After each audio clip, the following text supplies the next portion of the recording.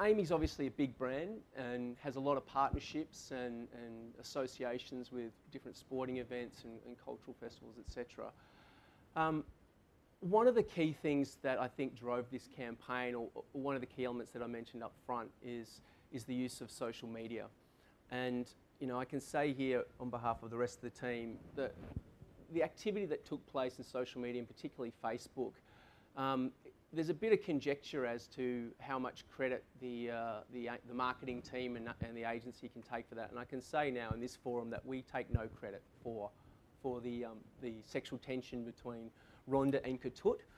And you know what? We're happy with that, because that is exactly what you want. You want the community, you want people out in the real world to become fans of this, and that's exactly what happened. You know, some of the content on the page, I think, probably tested the corporate governance team and the social media team at Amy. And I think were pretty happy we'd had nothing to do with it. Yeah. But I think that's also a testament to the Amy team that we actually got out of the way of it. We didn't try and control it. We didn't try and restrict it. This was people having fun with these characters, and I think that was an essential ingredient. I think how we used it as a marketing team collectively was it was actually like our own real-time research into how these characters were being perceived. And you know, I can tell you we had situations where it was taking off and we thought, you know what, we should respond to this and produce new work. And some of the scenarios that we were being begged to create on social media, you know, they're going to get married, they're going to have babies, they're going to have extended family, there was this and all that stuff.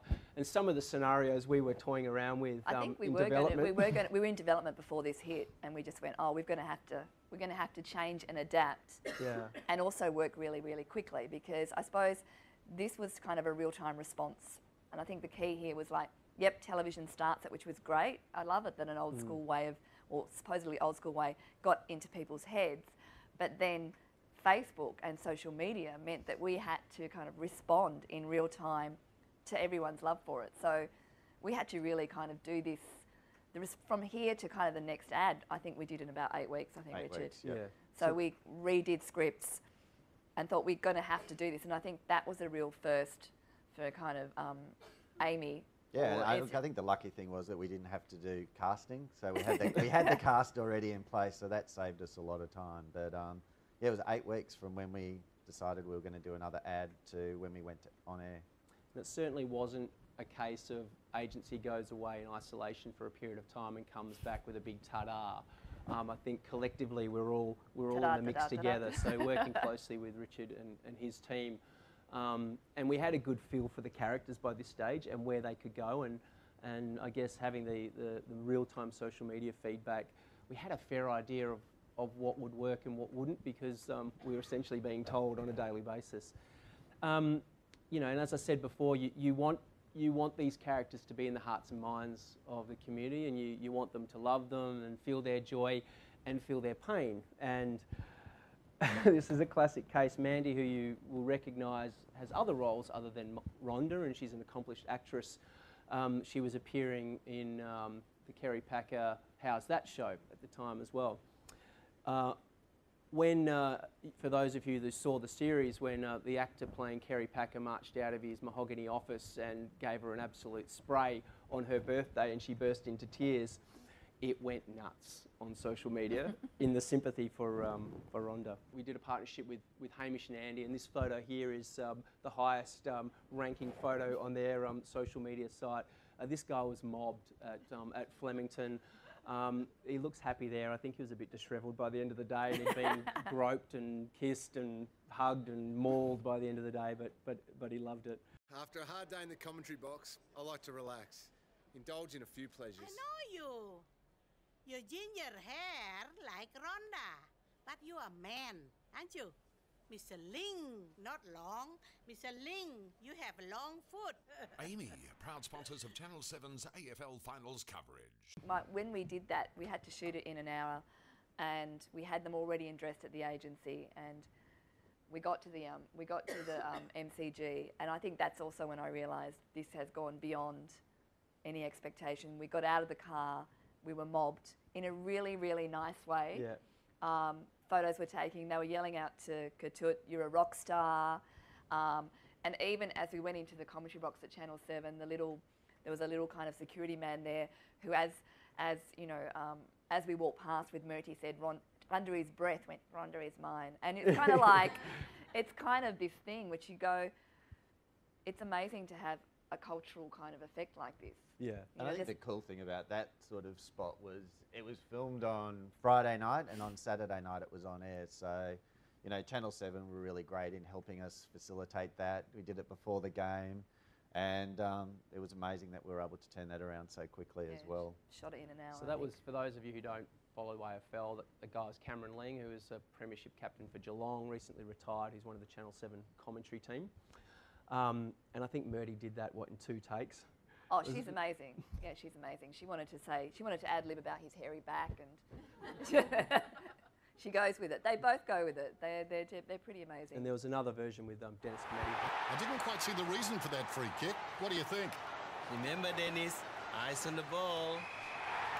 Boundary throw it inside the 50. Ruckman had run about... Amy, proud sponsors of Channel 7's AFL Finals coverage. So, you know, in days gone by, we would have leveraged the media sponsorship, we would have done something around it. So, you know, as this thing took off, everything was happening very, very quickly, and, you know, we're able I think a lot of it was just responding and going, okay, let's see how we can fit this in, let's see what we can do.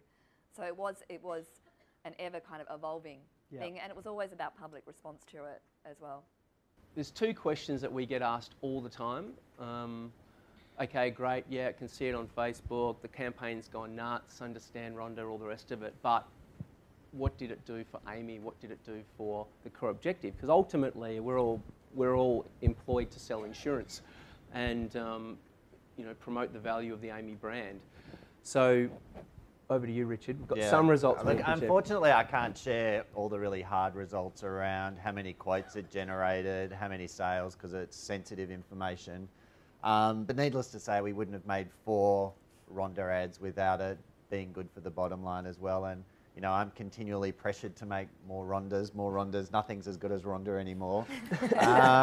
But, you know, one of the things that I can share with you is some of our tracking that we've done through Ipsos on the campaign. And I've got to say that the tracking has really grown. The more Rhonda we put out there, the more Australia gets familiar with the characters, the better the results have become.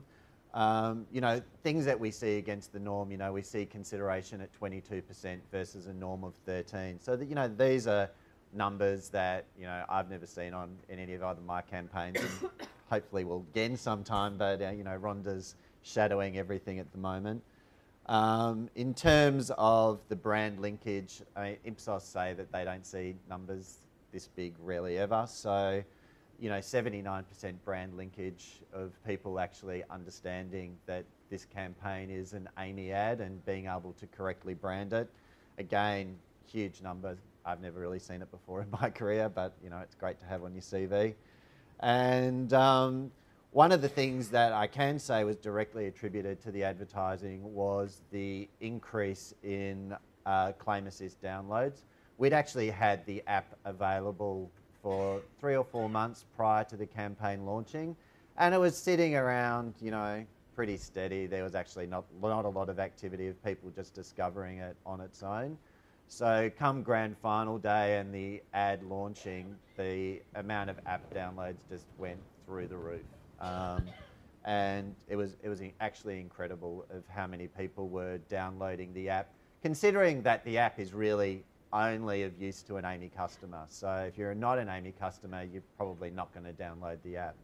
And, you know, we'd had a lot of customer comms in our DM, etc., around the app, but it wasn't really until this campaign launched that we saw this kind of crazy download activity occur. So it was pretty amazing and can be attributed purely to this campaign.